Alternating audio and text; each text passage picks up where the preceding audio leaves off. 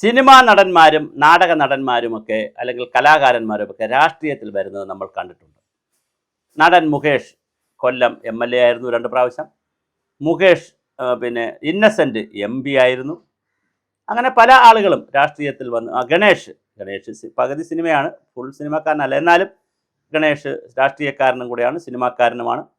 ഇങ്ങനെ പല ആളുകളും അതുപോലെ തന്നെ സിനിമയിലെ ഈ പാട്ടുകാർ ദലീമ, ആ സിനിമയിൽ പാട്ടൊക്കെ പാടുന്ന ദലീമ കഴിഞ്ഞ പ്രാവശ്യം MLA ആയിരുന്നു. അങ്ങനെ കലാകാരന്മാർ MLA മാരും സുരേഷ് ഗോപി ഇപ്പോൾ മന്ത്രിയാണ് BJPയുടെ.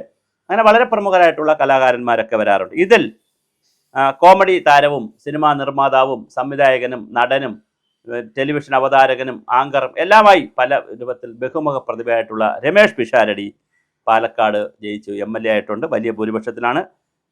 പാലക്കാട് ഒരു വ്യവസായ നഗരത്തിൻ്റെ കൺസെപ്റ്റിൽ പാലക്കാട് നഗര വികസനം ഉൾപ്പെടെയുള്ള അനുബന്ധ വികസന പദ്ധതികൾ മുൻഗണനാടിസ്ഥാനത്തിൽ തയ്യാറാക്കുമെന്നാണ് രമേഷ് പിഷാരടി പറഞ്ഞിരിക്കുന്നത്. അദ്ദേഹം വ്യവസായ നഗരം പദ്ധതി നടപ്പിലാക്കുമ്പോൾ പാലക്കാട് നഗരത്തിൽ കൂടുതൽ പേർ താമസത്തിനും മറ്റുമായി എത്തും. ഇതിനനുസരിച്ച് അടിസ്ഥാന സൗകര്യ വികസനവും വർദ്ധിപ്പിക്കാറുണ്ട്.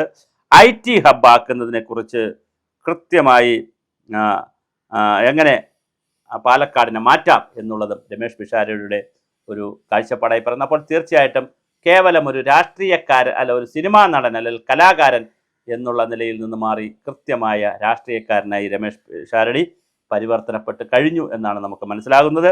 അതുപോലെ തന്നെ പാലക്കാടിനെ സ്റ്റാർട്ടപ്പ് ഹബ്ബാക്കുന്നതിനെക്കുറിച്ചും ഇതിനായി സ്റ്റാർട്ടപ്പ് എക്സിബിഷൻ, സെമിനാർ എന്നിവ ആലോചിക്കുന്നുണ്ട്. ഒരു യൂത്തിന് വേണ്ടിയിട്ടുള്ള സ്റ്റാർട്ടപ്പ് ഹബ്ബാക്കി പാലക്കാടിനെ മാറ്റാനുള്ള സാധ്യത, അത് വളരെ വലിയ സാധ്യതയുള്ളൊരു പ്രദേശമാണ്. കാരണം ഇൻ്റഗ്രൽ കോച്ച് ഫാക്ടറിയെക്കുറിച്ച് നേരത്തെ ആലോചിച്ചതാണ്. അവിടെ റെയിൽവേ സിസ്റ്റം വളരെ നല്ലതാണ്.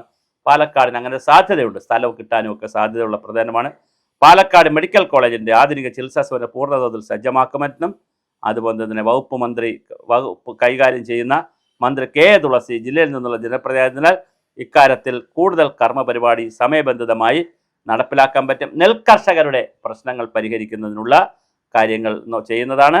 അതുപോലെ നെല്ല് സംഭരണത്തിനും വില ഉൾപ്പെടെയുള്ള കാര്യങ്ങൾ ചെയ്യുന്നതാണ്. മോയൻ സ്കൂൾ ഡിജിറ്റൈസേഷൻ കാര്യങ്ങൾ, ഹയർ സെക്കൻഡറി സ്കൂൾ ഡിജിറ്റൈസേഷൻ പദ്ധതി കാലോചിതമായി പരിഷ്കരിക്കും. 10 വർഷം മുമ്പുള്ള പദ്ധതിയാണ്. ഇതിനുശേഷം സാങ്കേതിക വിദ്യയിൽ വലിയ മാറ്റം വന്നിട്ടുണ്ട്, അതുകൂടി നടപ്പിലാക്കും.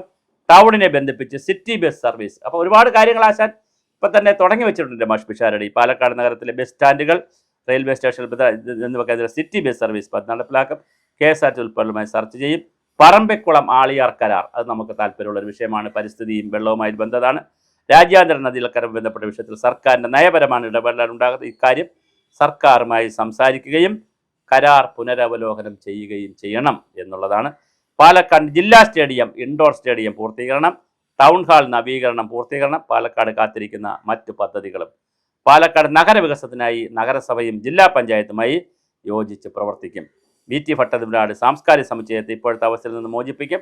അവിടെ സാംസ്കാരിക പരിപാടികൾക്ക് വേദിയൊരുക്കും. നടത്തിപ്പിന് സംവിധാനം കണ്ടെത്തും. പാലക്കാട് വിപുലമായ സാംസ്കാരിക വേദി സജ്ജമാക്കും. അവിടെ കഥകളിയുടെയും അതുപോലെ തന്നെ അത്തരം വള്ളത്തോളിൻ്റെയൊക്കെ നാടാണ്. അതുകൊണ്ട് തീർച്ചയായിട്ടും പാലക്കാടും തൃശ്ശൂരും സാംസ്കാരിക നഗരമാക്കാനുള്ള വലിയ സാധ്യതയുണ്ട്. അത് പാലക്കാടിന് വലിയ ഒരു അനുഗ്രഹമായി തന്നെ വരികയും ചെയ്യും.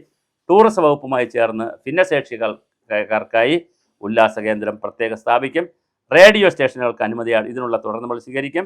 അങ്ങനെ പാലക്കാടിനെ സ്വപ്ന നഗരമാക്കും. ഒട്ടേറെ സിനിമാ ഷൂട്ടിംഗ് നടന്ന ഇതിനെല്ലാം നാടിൻ്റെ വികസനം. MLA ഓഫീസ് ജൂൺ ആദ്യത്തോടെ പാലക്കാട് തുടങ്ങും.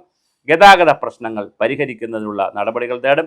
ബൈപ്പാസുകളുടെ നഗരം ചെയ്യും. വയോജനങ്ങൾക്കായി പാലക്കാട് എന്തൊക്കെ ചെയ്യാൻ പറ്റുമെന്നും രമേഷ് പിഷാരടി ആലോചിക്കുന്നു.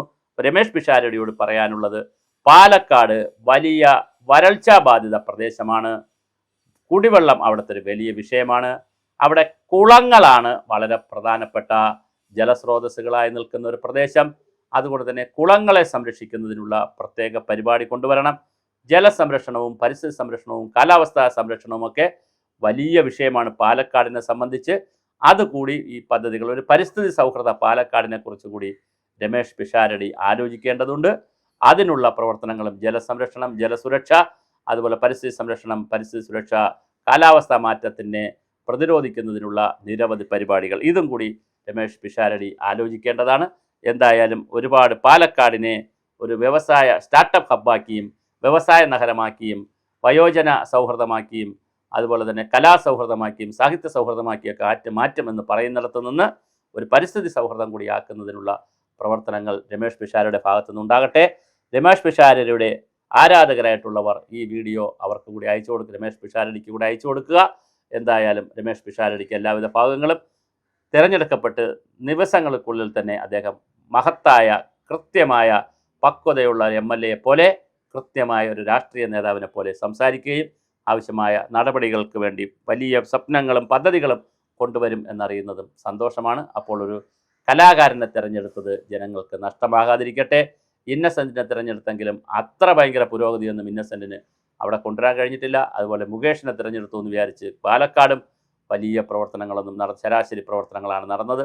എന്നാൽ ഒരു വ്യത്യസ്തനായ ഒരു രമേഷ് പിഷാരടിയെ തിരഞ്ഞെടുത്തതിൽ ആ വ്യത്യസ്തത ജനങ്ങൾ തിരഞ്ഞെടുത്തത് ശരിയായി വരട്ടെ. കാരണം രണ്ട് പ്രമുഖരായ CPMൻ്റെ പ്രമുഖനായ നേതാവിനെയും നേതാവല്ല ഒരു വ്യവസായിയെയും BJPയുടെ വളരെ പ്രമുഖയായ ദേശീയ തലത്തിൽ അറിയപ്പെടുന്ന ഒരു നേതാവിനെയും തോൽപ്പിച്ചിട്ടാണ് രമേഷ് പിഷാരടി MLA ആയിരിക്കുന്നത്.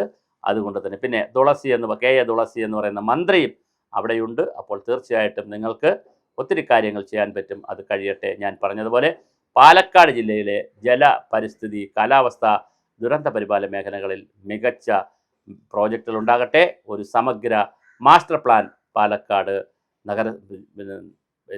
നിയമസഭാ മണ്ഡലത്തിന് രൂപീകരിക്കട്ടെ അല്ലെങ്കിൽ സജ്ജമാക്കട്ടെ.